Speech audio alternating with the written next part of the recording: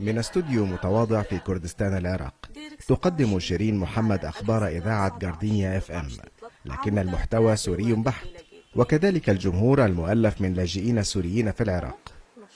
واضطرت خبيرة التجميل سابقا إلى ترك بلدها للحاق بزوجها الذي فر من أجل تفادي القيام بالخدمة العسكرية في الجيش السوري، وهي تعمل الآن كمذيعة في الإذاعة التي تأسست في مخيم عربة للاجئين قرب مدينة السليمانية.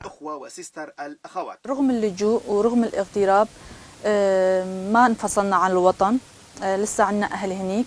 السبب الثاني، من خلال هذا العمل حابين ننقل الواقع والحقيقة من وإلى الأهل في سوريا وهنا.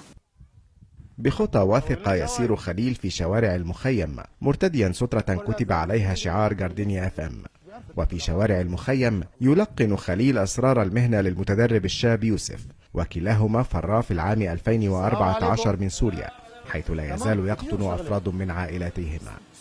ويوميا تجري الإذاعة مقابلات مع لاجئين في المخيم. نرى أن إذاعة جاردينيا تعد وسيلة جيدة لنشر الأخبار داخل المخيم، وهي أيضا أداة، لأننا نبث باللغتين العربية والكردية، فأولئك الذين لا يتحدثون العربية سيفهمون الكردية، والعكس صحيح. ويضم مخيم عربة 9056 كرديا سوريا، اختار معظمهم السليمانية للبحث عن عمل، ملتحقين بأقرباء يعملون هناك منذ ما قبل النزاع في 2011.